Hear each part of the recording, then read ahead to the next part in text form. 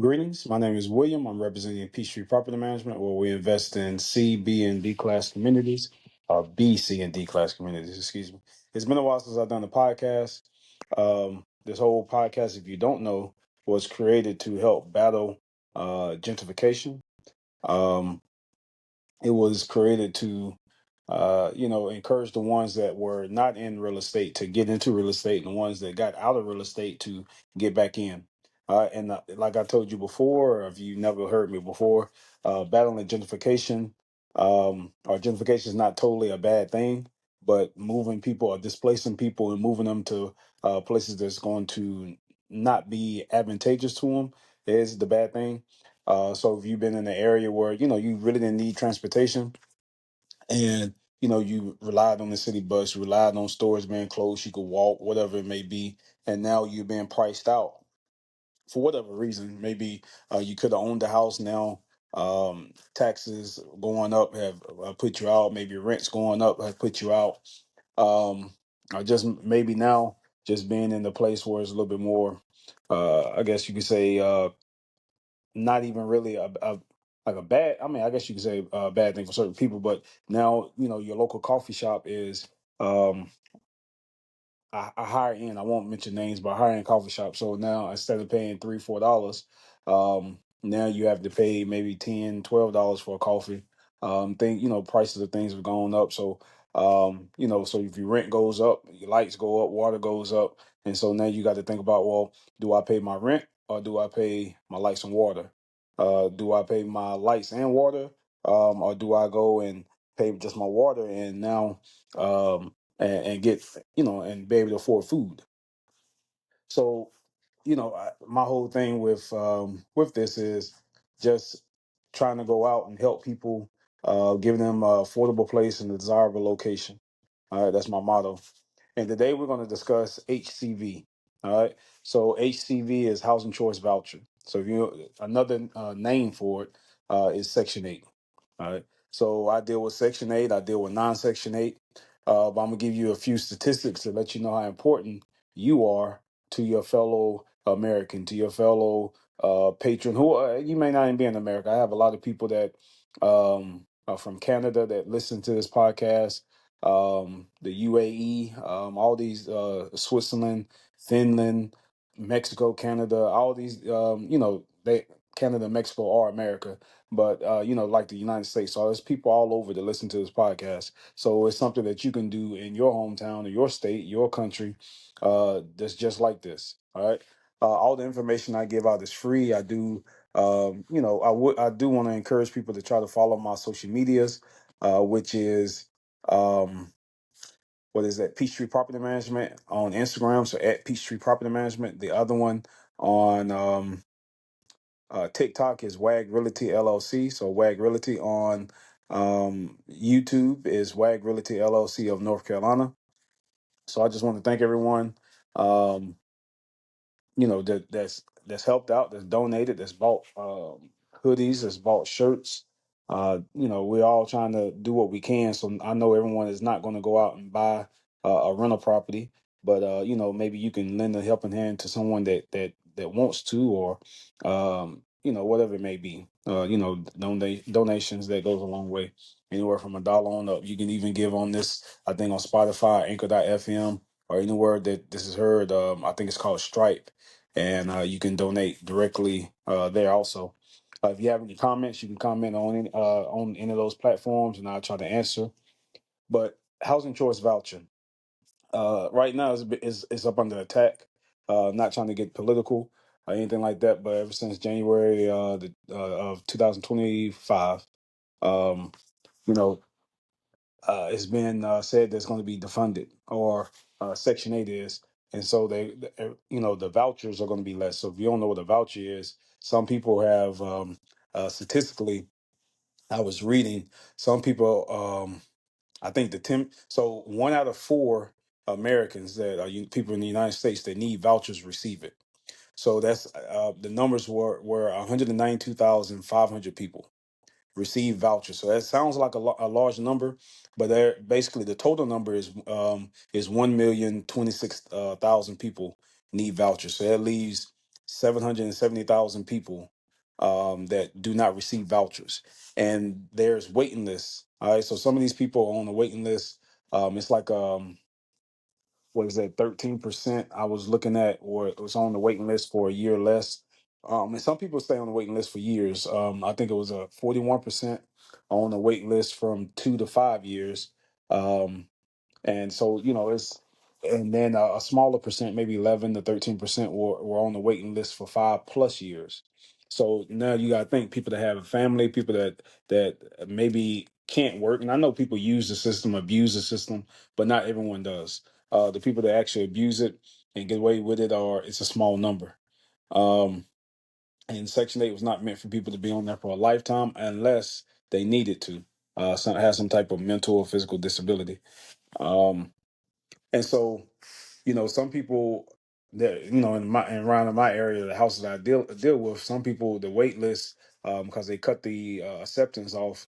Um, some people I've been on, one's been cut off for at least 4 or 5 years, and then it was open just for a couple months, cut back off, excuse me, for another 4 or 5 years. So some people probably on the waiting list in some of the areas I deal with for probably about 8, 9 years now.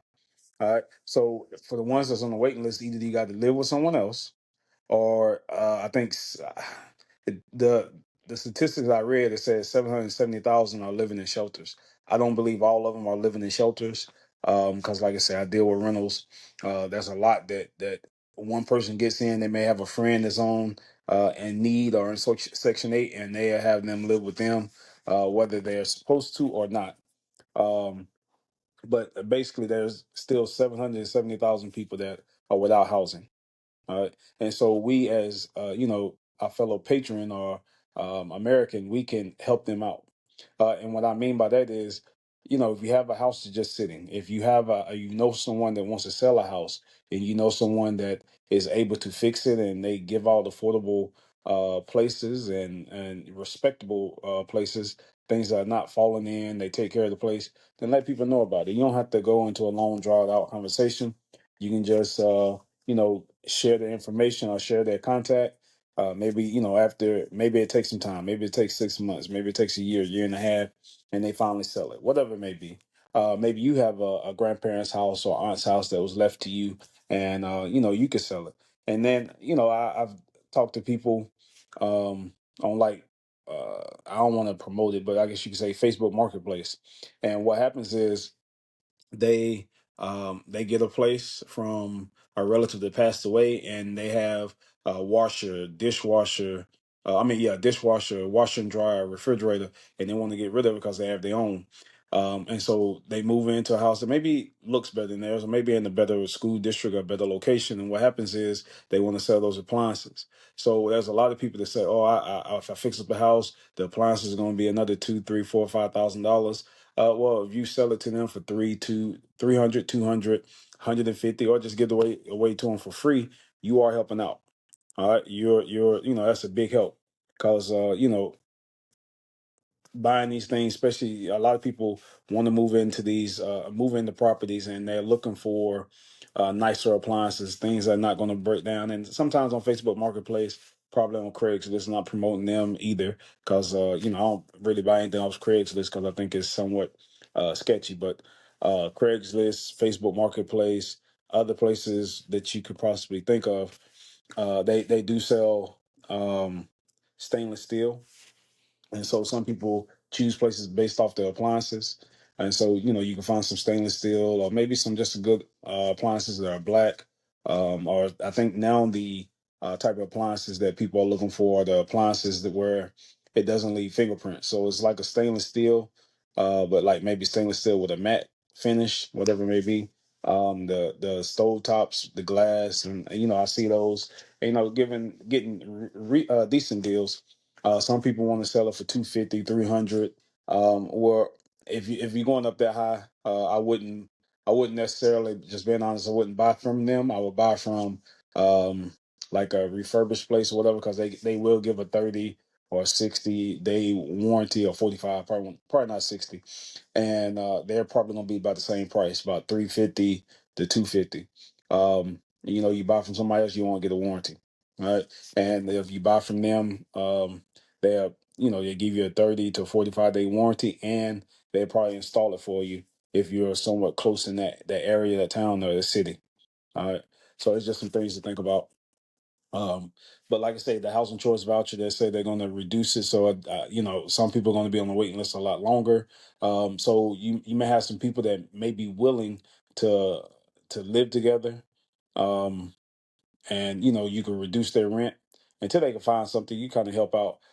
You may be able to uh, contact your local Section 8 department and ask if they have anybody.